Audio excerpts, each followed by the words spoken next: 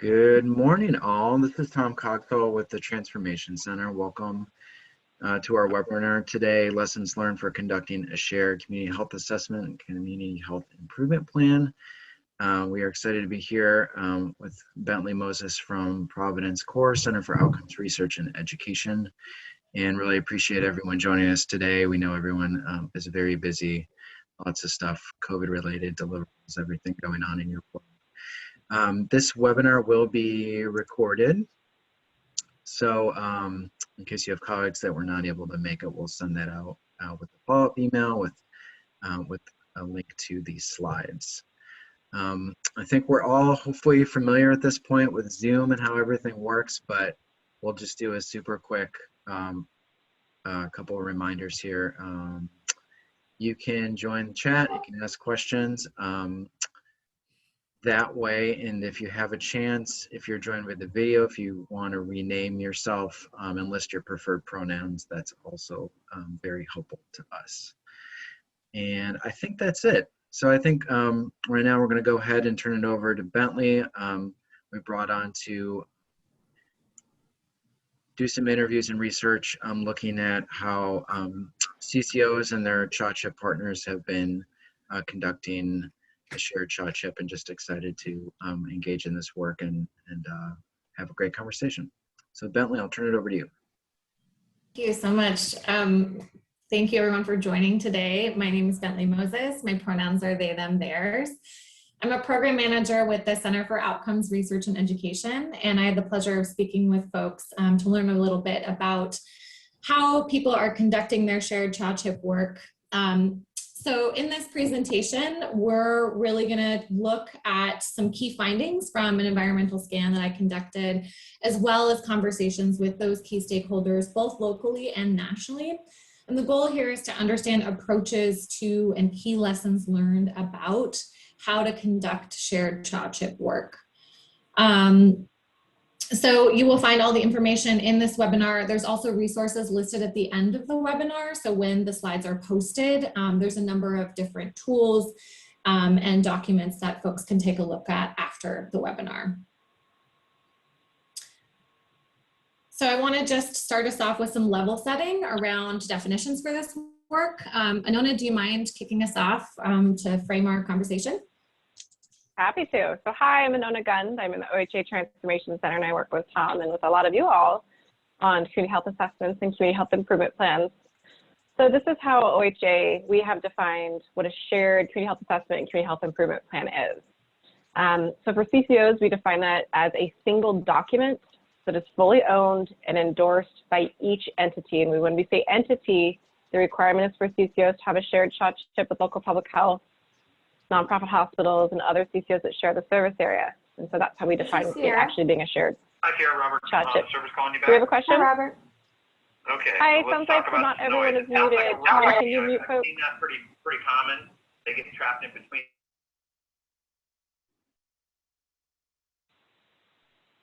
All right, I think I'm unmuted. Perfect. Thanks, Tom. So that's how we define a shared CHP. Now, what does it actually look like? This could be one single CHP document, or really two single CHP documents to encompass both of those. But there might be addendums, there might be other appendices, there might be supplemental documentation that some of those entities, like maybe the hospital or one of the local public health authorities, uses to make sure that they're meeting their own federal or state level requirements for their own CHA and CHIP. So again, it's one single shared document, but there could be these additional supplemental documents to help meet individual entities' requirements. So what that really means is that even if you can have a fully collaborative CHP process, so everyone's collaborating on the work, that isn't always going to be the same as a fully shared CHP. So just keep that in mind as we talk through this. And we can go to next slide, Bentley. Okay, I'm not going to read through this whole thing, but this is really for reference for folks. These are some of the key requirements when we talk about a nonprofit hospital and their CHP requirements. And in the hospital side, in the hospital world, it is called a Community Health Needs Assessment, CHNA. So they're really their guidance and their controlling authority, that's at the federal level, came through the ACA and with the IRS, they really set those requirements. And I think that the other big piece I want to highlight here is that the required frequency is at least every 3 years, as most of you on this call today are very familiar with. a little different than our local public health or our coordinated care organization CCO requirements. Let's let folks look through that briefly. Okay, next slide. So here are our key requirements for our coordinated care organizations, our CCOs. Their requirements really come from the state level, so OHA through our organ administrative rules and organ revised statutes. It has to be at least every 5 years. So again, very different from the hospital, every 3 years. And I didn't touch on the last slide, but there is this requirement for community engagement. That community engagement at the CCO level, the requirements are quite a bit broader and more deep when we talk about community engagement than you might see at the hospital level. And when we say, who does the SHOT CHIP cover for the CCO? Again, a little different than how the hospital defines it. And for CCOs, it's the entire community that the CCO is serving. It's not just their Medicaid members. Next slide. So here we have our public health side. So interesting with public health, you can have a SHOT CHIP requirements, and they can be at the sort of local level, so the county level or even a jurisdiction level. They can also be at the state level. There's a requirement to these at least every 5 years. And a lot of the requirements, they're coming from two different places. One at the state level with public health modernization, although that hasn't fully kicked in yet. But then there's also a more national level for public health accreditation, and that's a voluntary national public health accreditation that a state, county, jurisdiction, or tribal health department can apply for and receive. And similar to the CCO, really broad and deep when we come to the community engagement side. It is expected to be community driven. It is expected to have participation from populations, especially those experiencing health disparities. So those are really the highlights for those three entities that OHA requires the CCOs to have a shared SHOT CHIP with. I'll pass it back to Bentley. Thank you. And I appreciate kind of walking through each of these pieces, because in our presentation, we're really going to talk about how all of those different groups and requirements intersect within some key themes around those lessons learned. So again, I work for the Center for Outcomes Research and Education and have some background working on shared SHOT CHIPs here in Oregon. It was a pleasure to speak with people and to learn about their experiences here in Oregon and then a couple places nationally. And there were some key themes that emerged from those interviews and from that environmental scan. They really focused on this timelines piece, which I know Anna mentioned, that conflict between 2 years and, 3 years and 5 years. Community engagement, which was a really central focus to folks' shared work. And then issues, topics, and opportunities around staffing and partner agreements. So that's how we're going to talk about key learnings today. And I'm going to start us off with a conversation around timelines. So in this section, we're going to really look at how to address synchronous timeline needs, asynchronous timeline needs, and key learnings around what people did in order to share work within those timelines for shared SHOT CHIP documentation. So 3-year and 5-year timelines were the timelines that people conducted their shared SHOT CHIP work on. Within the environmental scan, which looked a lot nationally, it was primarily local public health authorities that were driving a lot of shared SHOT CHIP work, and that really lined up with that accreditation timeline of 5 years. Those groups did collaborate with hospitals, and hospitals often continued to submit their own CHNA documentation along the IRS required 3-year cycle. However, there were some LPHA-led groups that we'll talk about later that did adhere to the 3-year cycle, and more folks are moving in that direction in order to streamline community engagement and partner outreach in particular. Within the key stakeholder conversations, all groups had collaboration of some form across CCOs, hospitals, and LPHAs, but most experienced a number of challenges conducting a fully shared SHOT CHIP across a 3-year cycle, meeting those hospital IRS needs. So key stakeholder findings, most of the people I talked to were here in Oregon, and most folks are on that 5-year cycle. There were a variety of different approaches that people took in order to engage with their partners on those cycles. For example, one stakeholder was on a 3-year cycle, is planning to continue on this 3-year cycle, and has a fully shared CHP chip between hospital, local public health authority, and CCO partners. One of the out-of-state stakeholders we'll talk about in an example started on a 5-year cycle and is now moving to a 3-year cycle, so had some great lessons learned there. But the majority of folks I spoke to either are transitioning back to a 5-year cycle or have maintained a 5-year cycle throughout their process. So this slide just outlines a few of sort of the benefits or considerations within each of those cycles. So you can see with the 3-year, as we mentioned, it aligns with the hospital IRS requirements. That timeline is inclusive of all CCO, LPHA, and hospital needs. It does require a lot faster paced community engagement process. And does require that social determinants of health measures, which is something that LPHAs and CCOs really focus on within their work, to be adapted for a shorter reporting timeline. The 5-year is aligned with CCO requirements, accreditation requirements for LPHAs, more time for community engagement, and more time for those social determinants of health measures. Most groups I spoke with felt that social determinants of health requirements were the driving factor for conducting shared CHP work on that 5-year timeline. We're going to talk about a couple promising practices that emerged to look at longer term social determinants of health outcome measures on a 3-year cycle.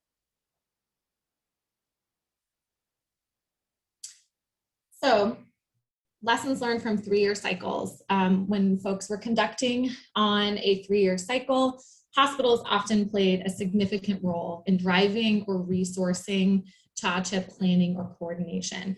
That looked like staff time, outreach tools, other financial support. The hospitals were often very involved in getting things moving forward on those timelines.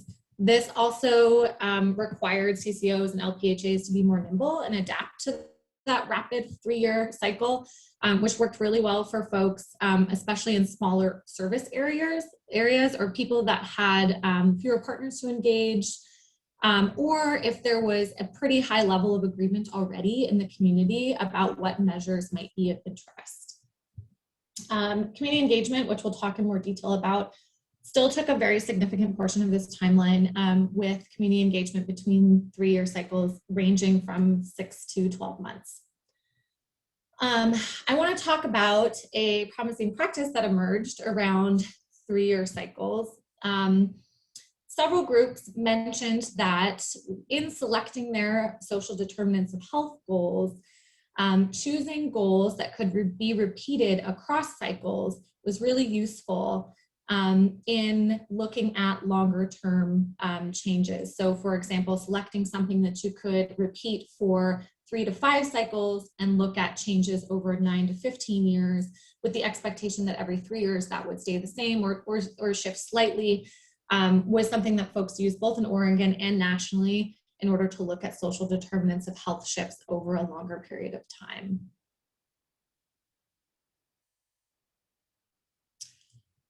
Five-year cycles were more likely to be led by CCOs or backbone organizations. So that looks like 501c3s, community organizations. This seems to work better for groups who are in larger geographic regions, had larger populations, larger numbers of hospitals or partners, and allows for more time for community outreach. I spoke to a few groups where their community outreach took up to 18 months, which within a 5-year cycle is more manageable of a timeline. And then social determinants of health measures within a 5-year cycle felt more approachable for people. For folks who were conducting on a 5-year cycle, often hospitals would adopt the larger CHP as much as was sufficient to their timeline, and then submit additional documentation as needed. And that seemed to be really beneficial for folks. Hospitals really appreciated being engaged and continuing to align with the larger CHP chip work, regardless of whether the cycles were synchronized or asynchronous. It was pretty common for people to submit additional documentation in order to meet their organization's regulatory requirements, especially within the 5-year cycle. So key lessons learned. What came out of talking about planning or coordinating across a 3-year or a 5-year cycle? I'm sure, as many of you know, this work takes a lot of compromise. So being flexible within this process was probably the biggest recommendation that folks have. And this means being flexible around needing to submit your own organizational documentation in addition, as an addendum or as appendices if necessary, and being flexible on coming together around strategies that work for the most partners in your process. Starting early, also very important. Regardless of whether folks were starting on a 3-year or a 5-year cycle, having sufficient time to prepare was critical. And this goes hand in hand with capacity, which I'm going to talk very specifically about at the end of the presentation and throughout. I want to reference how people were staffing and what sort of capacity they had, because having sufficient capacity to support working early and planning early really is how people were able to get started earlier in their process. And that means staff time, in-kind time. We'll go into more detail on that. Limiting the number of priority areas was really important, regardless of timeline. And picking 3 to 5 seemed to be the sweet spot in terms of number of priority areas. Understanding that not every priority area will make it into the work. So going back to starting early, communicating those expectations and managing those expectations early, especially when bringing in a large number of partners for a shorter timeline, like those 3-year cycles, was really helpful. Another really important piece of the work for folks conducting this shared work was aligning with their organizational strategic plans. Best practice was for partner organizations to align internal strategic plans with their external CHP work for the greatest impact. And this really helped create impact outside of even those 3-year or 5-year cycles. And then finally, designating sufficient resources and capacity to support the work. So as mentioned above, having enough staff time dedicated to that work, either through a single leading organization or through partner organizations, and protecting that staff time throughout the project period, especially during the community engagement portion, which was the most time consuming and something that we're going to talk about in detail next. Bentley, can we field one question from the chat? Of course, please. So the question was, when you were discussing those submitting supplemental documentation to meet regulatory requirements, the question was it simply supplemental documentation, or was it perhaps a complete new standalone community health needs assessment product, perhaps for the hospital? Yes, both. So if they're on a 5-year timeline and there was a hospital involved, but the hospital's 3-year timeline did not coincide with the 5-year timeline, there was folks who, sometimes those 5 years and 3 years would line up and everything could go together and the hospital would only submit a few pieces of documentation, but that doesn't always happen for folks, right? So in those cases, the example that the question asked, hospitals were submitting their own entire CHNA, but they would pull from the 5-year greater piece. And there was a lot of groups that kept hospitals engaged through ongoing work groups and things like that, and that really helped inform the separate hospital documentation for their own CHNAs when that needed to be submitted. Thank you. Thank you. Great question. I want to talk just a little bit about a couple examples. So this was an example from Austin, Travis County, Texas. I had the privilege of speaking with their coordinator there about their shared CHA chip work that they've been conducting for several years.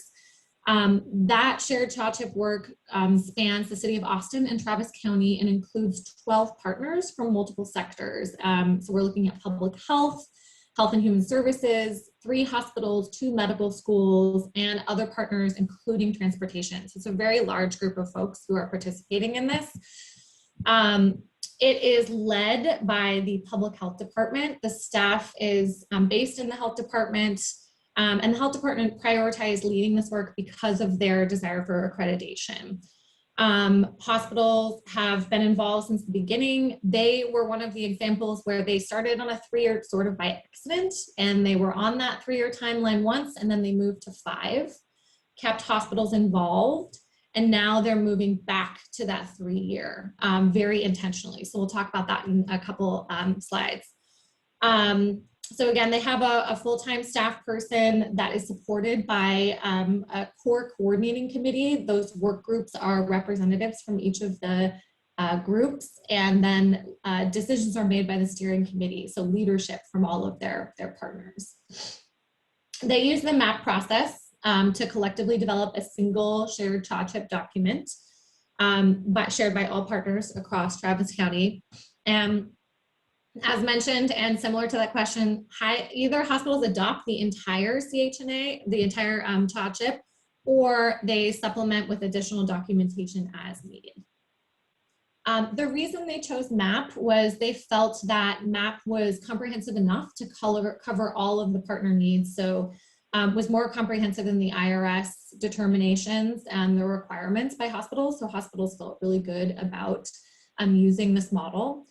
And I want to also note that I learned that the MAP process is being updated to be tailored to a version that's more compatible with a 3-year CHA chip cycle. So those tools are expected to be completed in 2022, and they'll have a stronger assessment focus, as well as continual data monitoring focus, especially around health equity. There's more information on this at the end of the resources in this slide, and you can take a look at some recordings about that process and how MAP is being updated to support people on a 3-year timeline. So as I mentioned, they were on a 5-year cycle. They're now moving to 3. The main reason they decided to move to this 3-year cycle was to support community. There was some community fatigue that was being expressed, and it's been a big asset for them to share goals and coordinate work across all of their organizations and not fatigue community with multiple assessments or surveys. They have established work groups that they keep active throughout the CHA chip process, regardless of where they are in that process. And that really keeps partners engaged and builds rapport with partner organizations, really keeps partners invested throughout the process, regardless of where they are in each phase. I think that was what they said was going to be one of the biggest assets as they're transitioning their timelines, is work groups already expect to be meeting very regularly, and that was really helpful in pivoting to a shorter timeline. The other thing that they are doing is they select their goals and hold them for 2 cycles. So those cycles are updated every 6 years. They felt like maintaining goals for 6 years kept partners invested and really helped with that social determinants of health progress. The group aims to first center and uplift existing organizational community assessments. So they look at assessments that exist, build on those gaps, and then develop surveys, community forums from there. And then they also invest very heavily in their partner organizations to conduct the focus groups and outreach. So for example, they have some community specific organizations that are doing culturally specific outreach. One example they shared was a group that works with the deaf community, providing focus groups in ASL, and the public health department supports those CBOs in conducting that work. And they did also work with a consultant. We'll talk about consultants a little bit more in community engagement and staffing. They use that consultant for data collection and analysis, but they have a full-time staff person and are hoping to hire an analyst. So really resourcing that work within the public health department. Any questions before I dive into community engagement? Yes, one question, and you touched a little bit on this, but Yeah. so is there sort of a backbone or coordinating entity for this particular example? Is that local public health, or is it a separate It's local entity? public health. Yep. Yeah, so they call themselves the health plan, which is a little confusing, but it is local public health that is providing the staff time.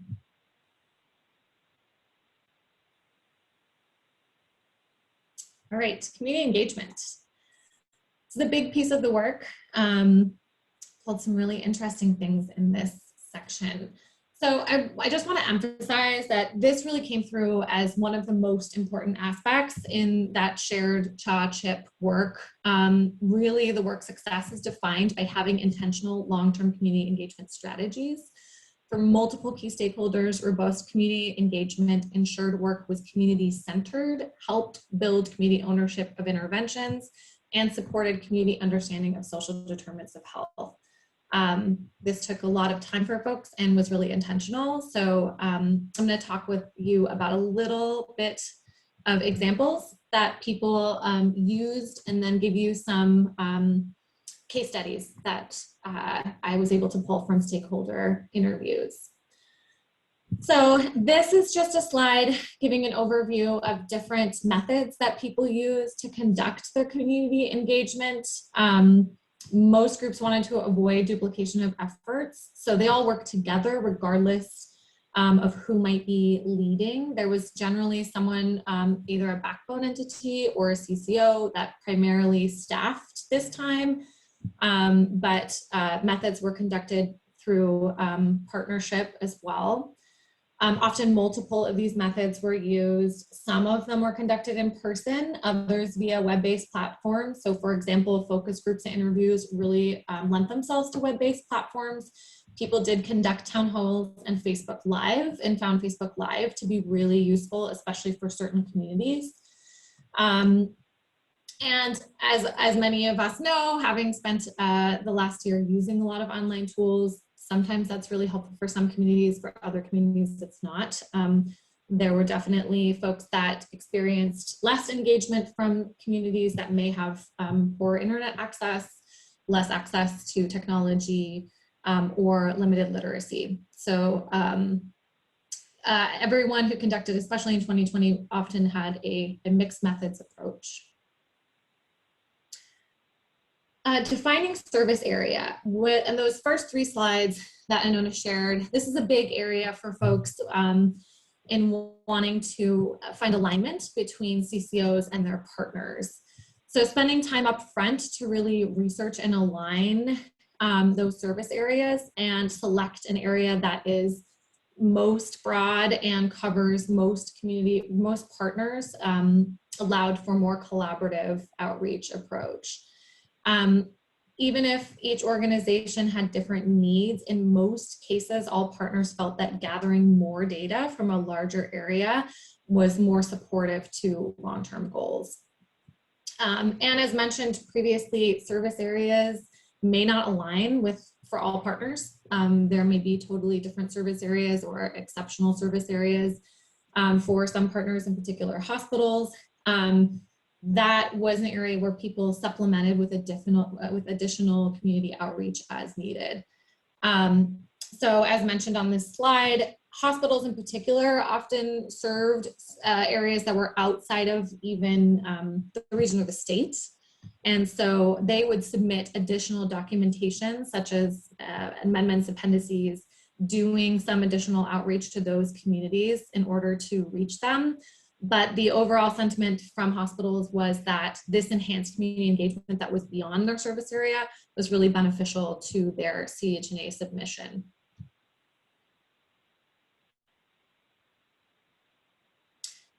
Time and capacity commitment is a theme throughout. So community engagement is really time consuming, but it's also the most important piece in terms of having buy-in and successful implementation of a CHP. There was a time range for folks. So one of the earlier examples we talked about was a 5-year cycle that conducted a 6-month community outreach section. Another 5-year cycle had an 18-month community outreach section. So it really depends on capacity, staffing, and the needs of the community. There's a lot of right ways to do it.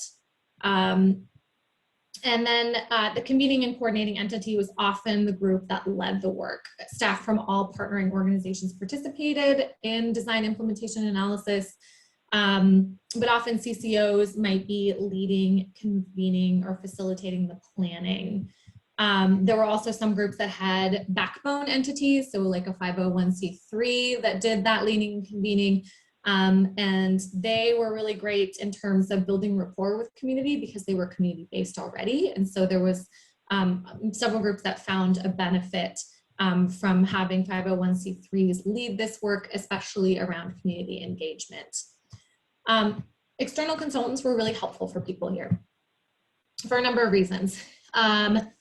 External consultants could help accelerate the work when there was a really heavy work period during community outreach, and also external consultants brought in expertise specific to communities or outreach activities that CCOs maybe didn't have the expertise for initially. So that added a lot of value to the work for folks. And in some of our examples, we'll talk about what that consultancy looks like for them.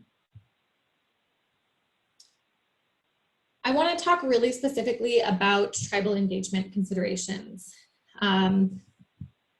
So relationships with tribal entities might be newer for CCOs, local public health departments, or hospitals, or they may not be as well established.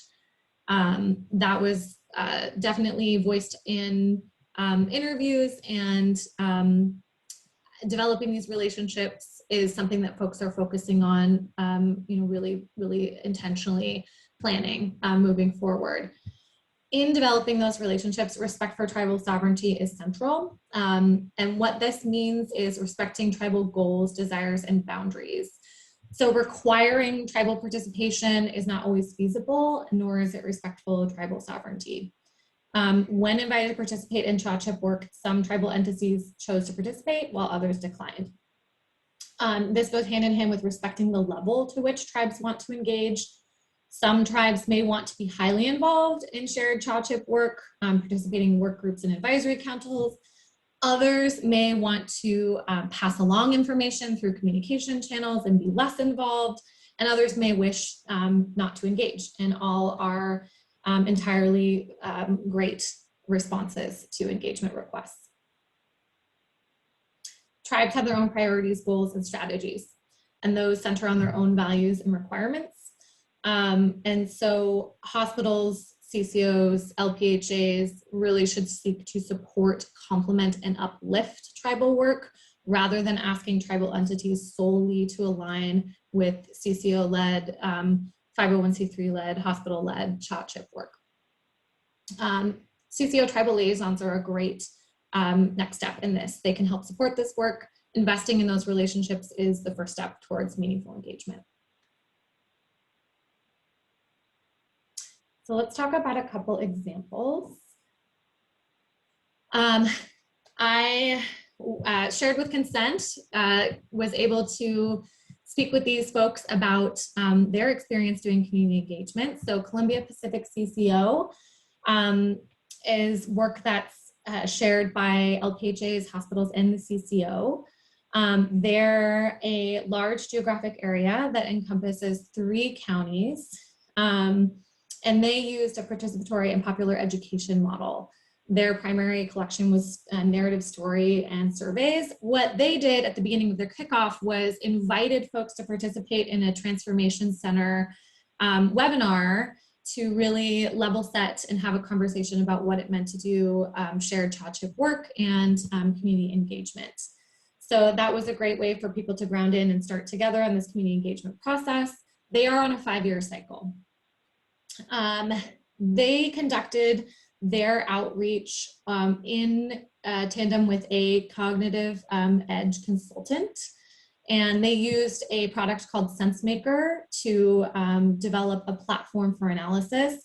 There is a webinar that is available around the work that they did on SenseMaker with Cognitive Edge. So if you are interested in that, make note, and that can be shared for an additional resource. With this consultant, they conducted surveys and did story analysis and shared all of that in town halls. Then the community made recommendations on where to focus the work. Those recommendations were taken back to the steering committee team and for a process where they identified how to prioritize for their regional health improvement plan, or RIP. So these are just some examples around their survey. They did pieces for their community stories in person and remote. They provided incentives, and community stories themselves took 2 months of their period. The result of their community outreach was a really rich database that's still used for a number of projects today. They use that database to pull up information that people have previously shared for their projects, and that's really helped with community fatigue. Because the survey information is stored centrally and can be built upon for future iterations and is accessible for future needs. So that was a really useful tool that really stored their survey and their community stories outreach. And finally, just touching on their tribal engagement, they approached several tribal groups. Some chose to participate, some chose to decline. Silet's tribe did engage. They wanted to send out the CHA survey in their tribal community newsletter and have expressed interest in moving forward with participating. So have been more actively involved after that conversation. So, you know, letting tribes engage where they're at and where they'd like to engage, and then inviting folks to participate in future opportunities at whatever level feels meaningful.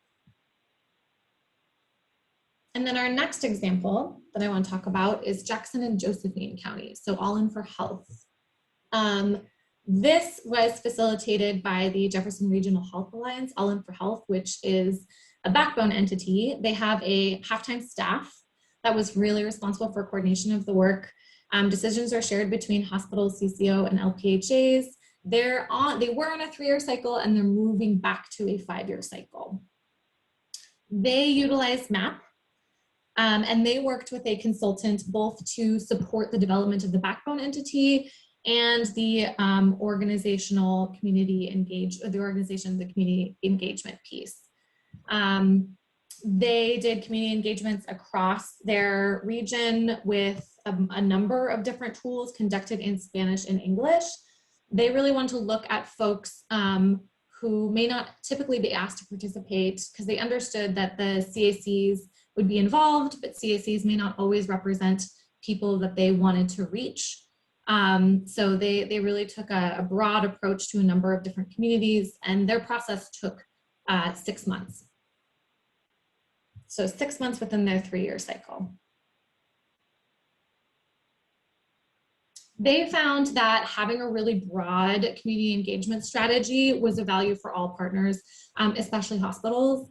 And hospitals have committed to continuing to draw on those larger community engagement efforts, despite the fact that their timelines are going to now be asynchronous, which is great to keep those hospitals involved and potentially line up for future cycles. They didn't specifically engage tribal communities. However, some of their community partner organizations do work with tribal health organizations. So that engagement was a little different for them. What questions before we talk about staffing and partner agreements? So I don't see any in the chat, but folks, you are all definitely still welcome to keep putting those messages in the chat. We do have time to get to questions today.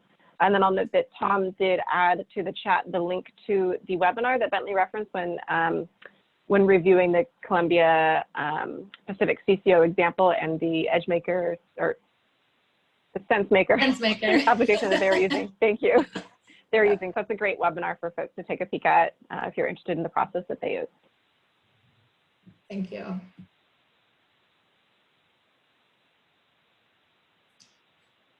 So staffing and partner agreements, we've talked a little bit about this throughout, just the importance of staffing and what that staffing looks like.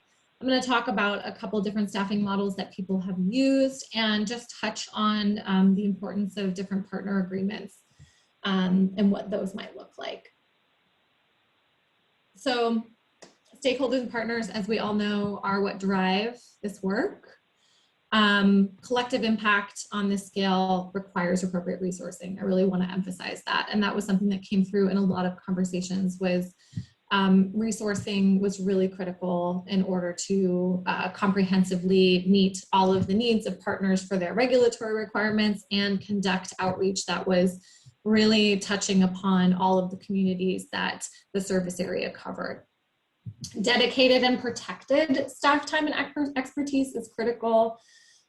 This was really what made or broke if things got caught up or if things moved smoothly. Having that dedicated protective time either from a lead organization and from organizations that were partnering, making sure that time was protected was really important.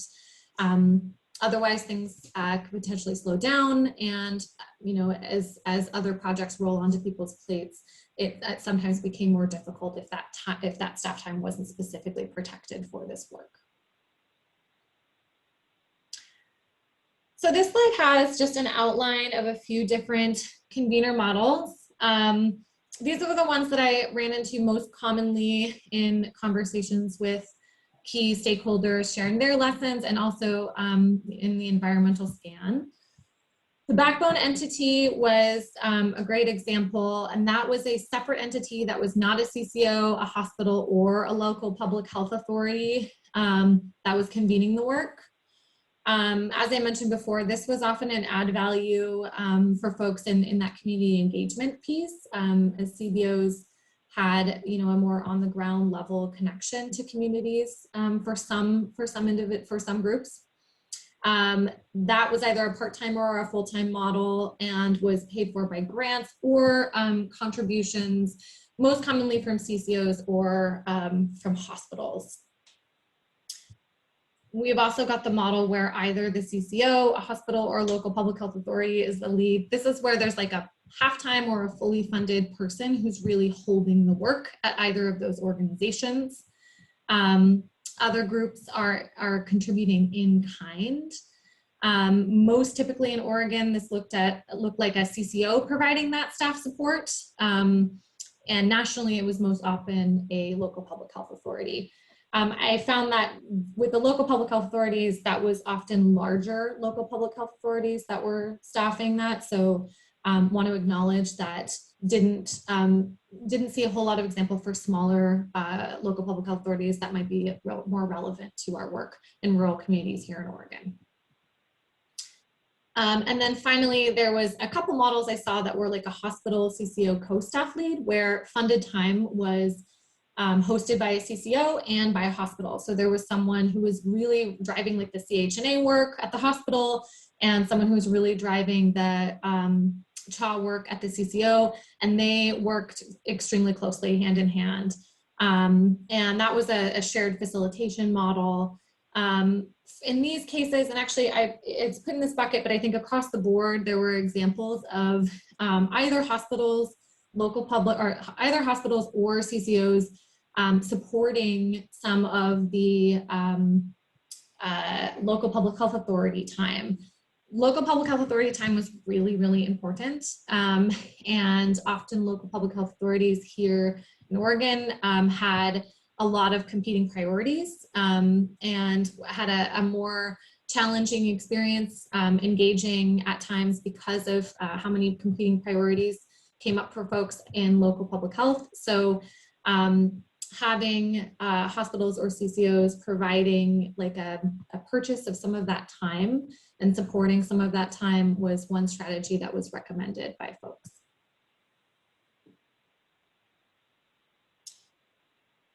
So again, so we have a couple questions before we go into staffing pieces. One question that I think came just to me was, I think you just touched on a little bit in that last section, but yeah. Are staffing and funding synonymous when you're saying that folks are providing staffing? I don't think they're synonymous, and thanks for asking for that distinction. And we'll talk about this in agreements. There were definitely folks that did in-kind staffing, so designated staff time, and then there was funding from in other models. So for example, like a hospital paying for an epidemiologist's time, where there was actual funding through an agreement, an MOU that included some dollars.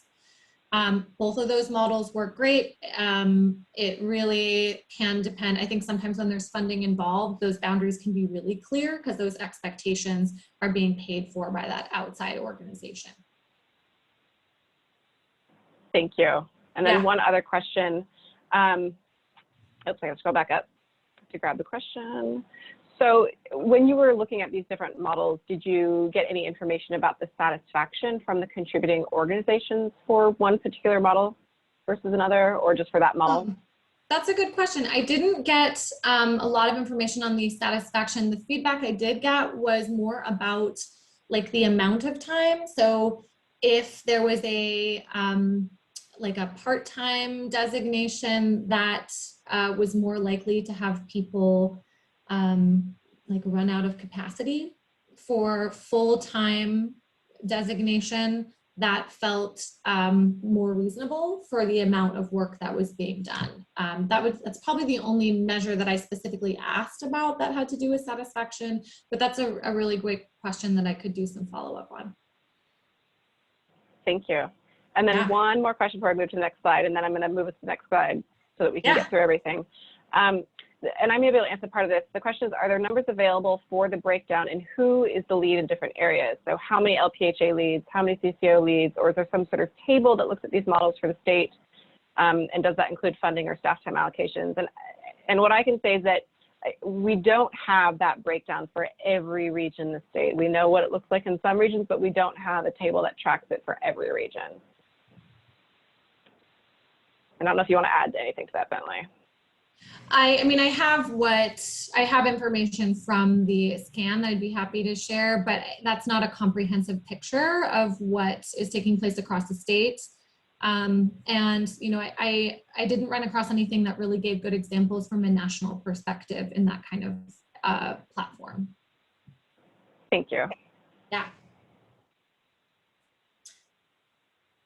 So just quickly about staff time, CCO-led or backbone entity were common in Oregon.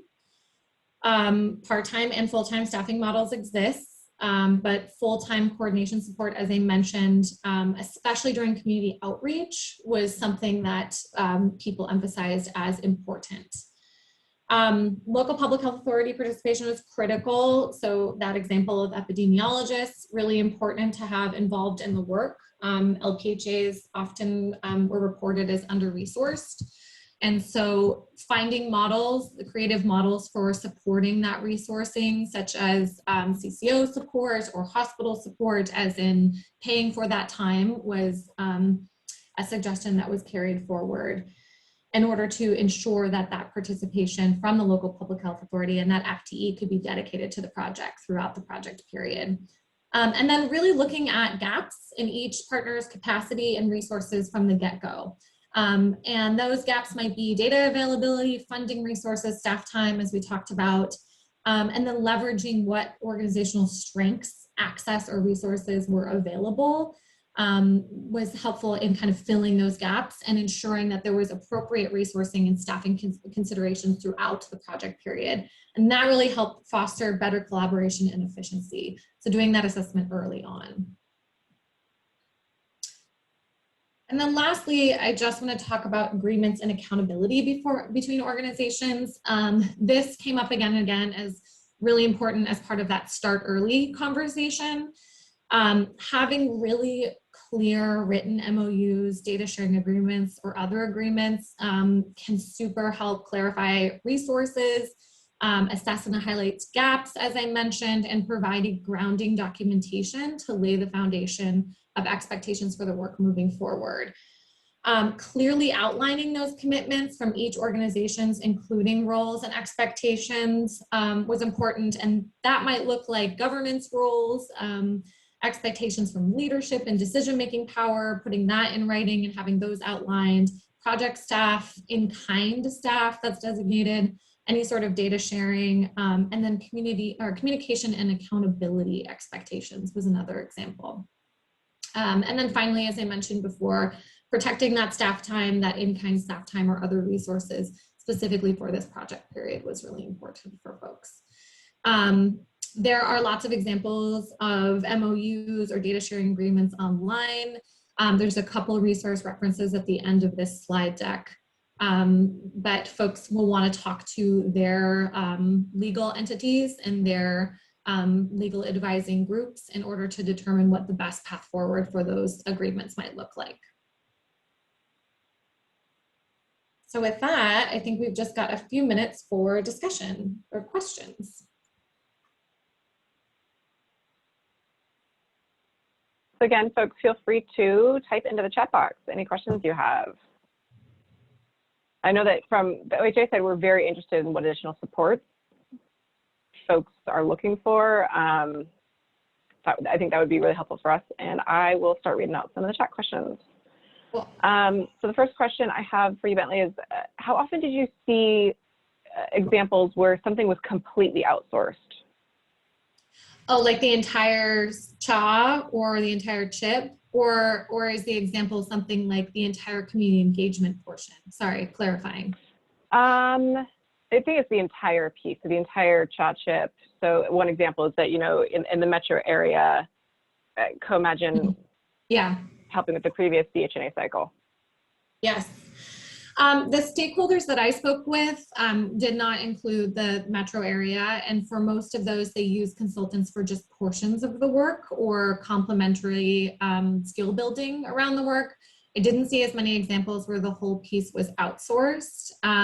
Nationally, that's more common. I've seen other local public health authorities bring in external consultants in order to conduct. There's consultant agencies on the East Coast, for example, that do quite a bit of work that's CHA CHP focused. So, but didn't see as much here in Oregon, at least in again, the limited number of stakeholders that I spoke with. Thank you.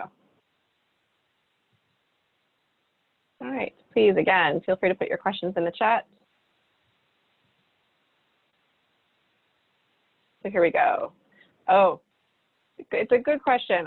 I don't know how much we'll be able to answer this one, but the question is, are there recommended consultant agencies who specialize in this work? I mean, there are agencies that were shared during the key stakeholder interviews that I would be happy to pass along. Some of them are in the slide deck. But I can't speak to true recommendations on all of those organizations.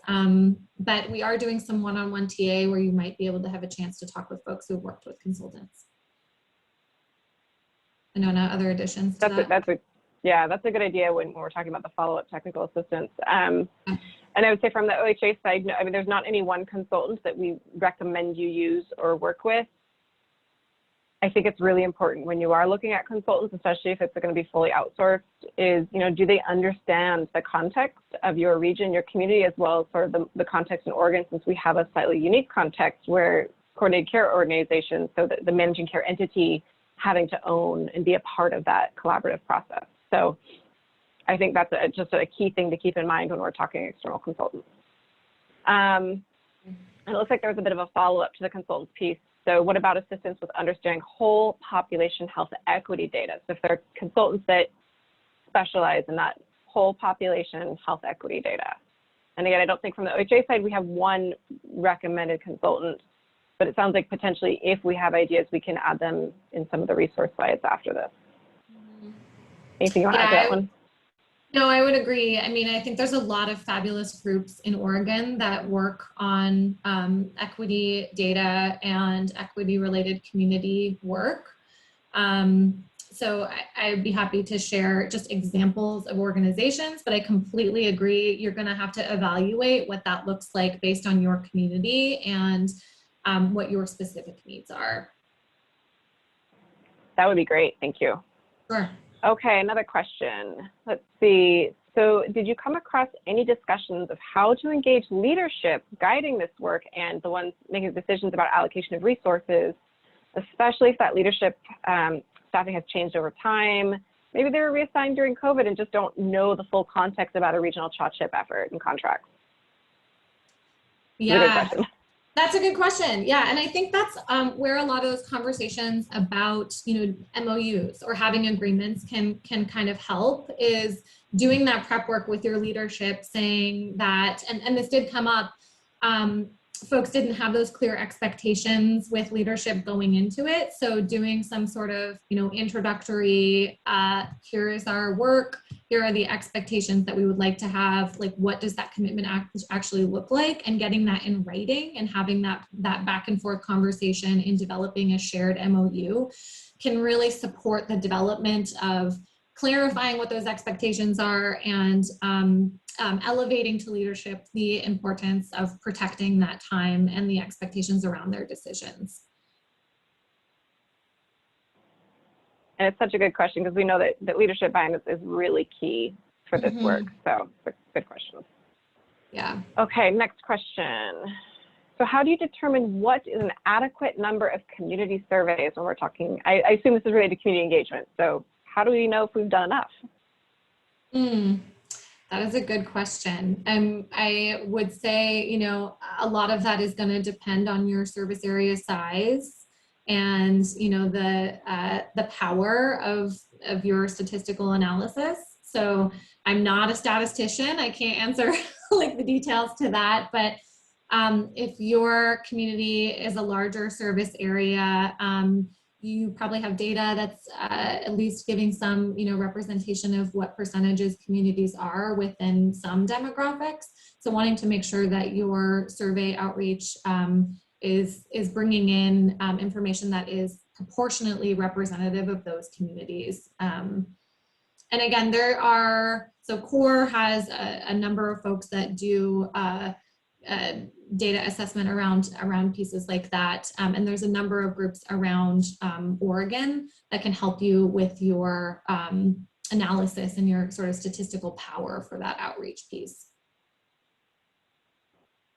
And then I'll just throw out there that's where Bentley's comment about, that local public health authority, their expertise and their staffing. So if they have an epidemiologist, if they have someone with that expertise to help you identify, how much do we need to survey our community to know that we have, again, that representation of our community.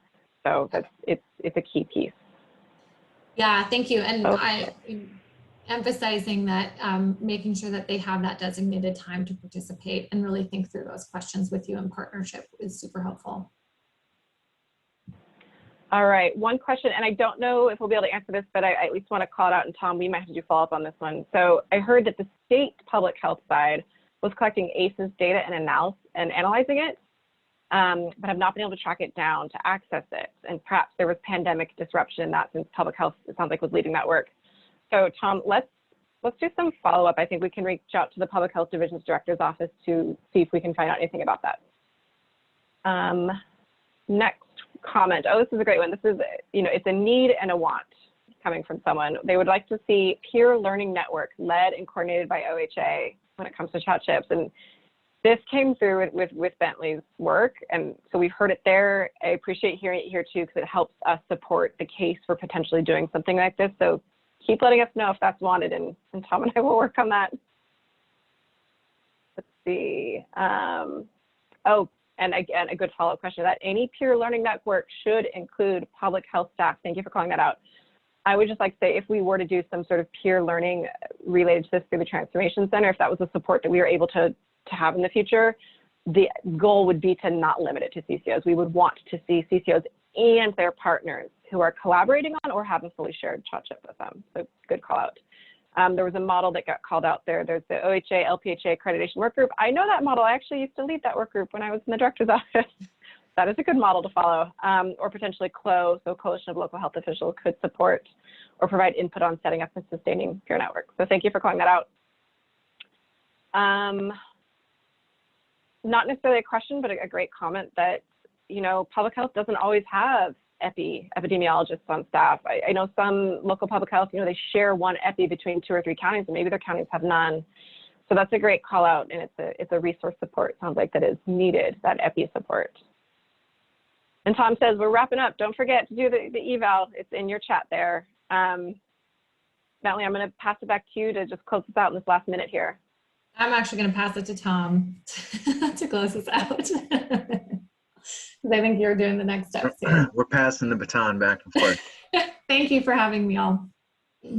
Thank you so much, Bentley, for sharing these lessons learned and work, and other folks too across regions for participating in these interviews. We're going to take all this information as we always do, and Anona said, and after things slow down in the summer, and take a look at what kind of additional support we can provide.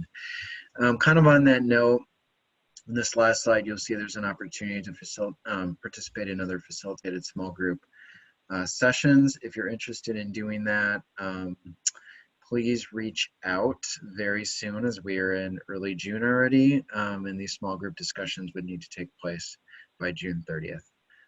So you can reach out to me, and you can also reach out to Anona if you have any questions about that. We will, of course, though, be sending this, and I see a question about slides and recording and other resources in a follow-up email, so don't worry if you haven't had a chance to catch that right now. Anona, anything else I missed?